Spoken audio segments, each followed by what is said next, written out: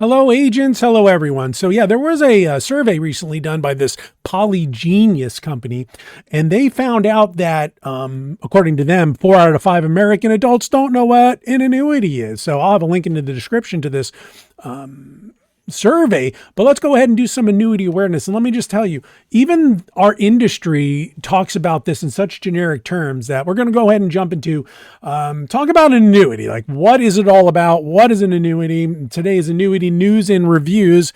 Let's go ahead and break this down. So we're going to talk about the word annuity and the word car. And we're going to kind of compare how the two are so generic. Simply using the word annuity is as descriptive as using the word car. It's about as descriptive as just saying, hey, car, right? Let's break that down, right?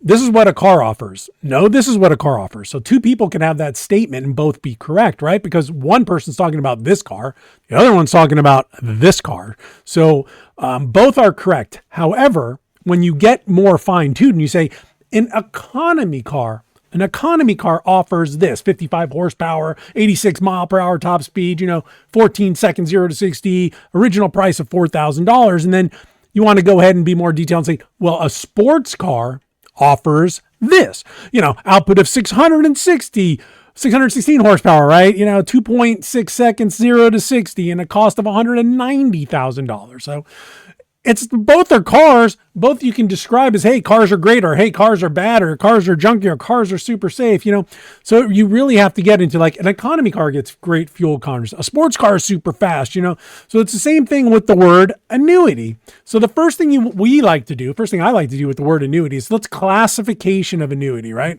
So I see there's two. Now, there's different discussions on this, but the way I see it, there's two classifications of annuity, and it's based on the licensing required for each of those annuities. So first will be the fixed annuities. These are insurance products from insurance producers. They're geared towards risk-averse clients that are not willing to lose premium or any gains, or at least should not be willing to, have long-term plans and goals, which include guarantees. And these are all sold by insurance agents, life insurance licensed agents. The second class would be variable annuities. So those are the two classes. And these are sold by securities brokers. These are for risk tolerant to the thrill seeker for safety. Sold by investment advisors, registered reps, BDs, and other securities firms like that. We do not do this. We do fixed only. So that's not our deal. So now let's break it down into the fixed annuities and annuities in general, but really feelings the word annuity can trigger, just the word annuity. It can be scary or it can be safe. It depends on your, history, what your output, your vision of this, right? Or the individual's vision. So an annuity can be the most dangerous product ever. Why? You could put $1 million in an annuity, and 1 month later, say 45 days later, all the money could be gone because you died, because the owner and the annuitant died. It's called a life-only immediate annuity. You could get one payment, say that payment's $7,000, but you put $1 million in, you lose the difference. That $993,000 can be lost. So that's the most dangerous. That's scary, right? But in the same breath, you can say, hey, they can be super safe and can guarantee a gain, or at least no less than a return of premium. That's called an ROP deferred annuity, a return of premium that says, hey, even with surrender charges, fees, anything else, the least you can get back is your deposit.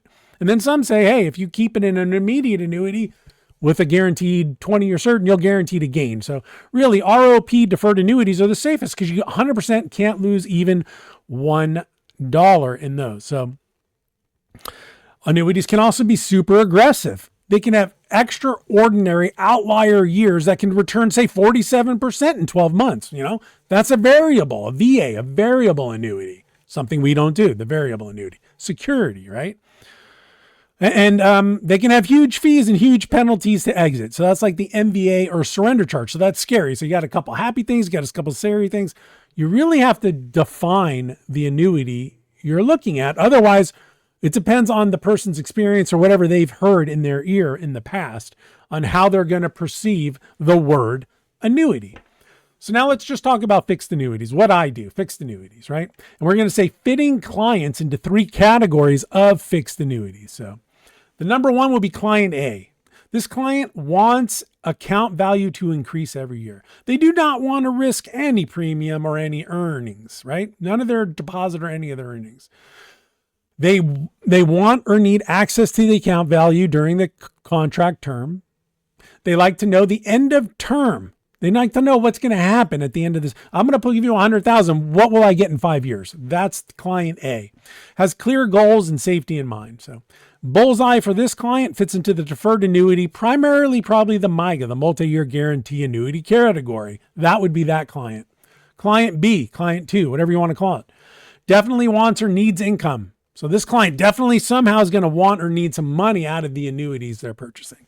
They're willing to use the premium up, meaning they'll put it in as long if they can use it up, they're willing to do that.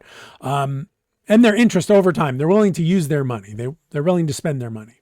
May not need to start income immediately, or they want to defer their income for a period of time and must never run out or outlive the income, really looking for a longevity protected product. So bullseye for this client fits into the immediate annuity, SPIA category, or if they wanted a little deferred income, this client fits into the income rider, the guaranteed lifetime income rider annuity category. So both of those will fit, because an immediate annuity you can defer as well. You can do a DIA, deferred immediate annuity, or you can buy these income riders on FIAs, fixed index annuities. They're also available on MYGAs and other deferred annuities. You don't have to use an index, but remember, if you use those riders, is probably a fee enclosed, whereas the immediate annuity doesn't have any fee.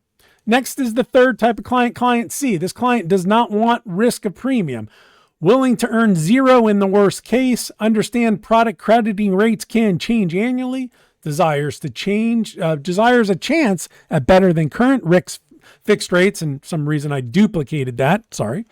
This client is a bullseye for the indexed annuity, right? The FIA is one where, hey, upside is good, downside is zero. So annual reset, annual lock-in. This client doesn't want to risk the principal, so maybe they locked in their gains from a more risky, but they think the market's still going to go up, so they want to take a shot at making 8-9% in a year. So that's a good FIA client. So those are ways to fit clients into three categories based on their risk tolerance, their desires, what they want in the future. And it's very clear. We have all these products, but everything's fixed annuities, right? These are all under the fixed annuities because you can't go backwards. We like that. No fees, just insurance guarantees, right? So here's some important information. Pause the screen there. But yeah, that's the end of my presentation. In the end, what we're talking about here is 8 out of 10 people, and I think they surveyed 50-year-olds and over. I'll have a link to the description. I'll have a link in the description to that survey. But overall, yeah, annuities are just so blatantly talked about as the word annuity. You need to talk about them in fixed or variable categories and then go out from inside of there, because variable is going to have all those, could have the same type of products the fixed have, but they're in a variable category, and there's a reason why they're in a variable category. There's going to be more risk to it or something else. Minimum non-forfeitures won't be there. The minimum guarantees won't be as high. But overall, 80% of people don't know what annuity is. So we need to get out there and educate them and talk to them. And I have over 300 videos talking about fixed annuities and how they work.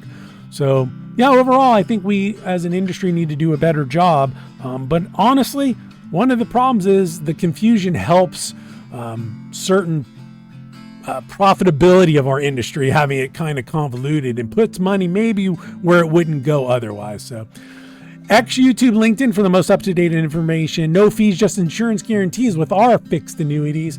So X YouTube, LinkedIn, all that good stuff. Agents, thanks for watching. I hope you're having a good day. Talk to you later. Bye-bye.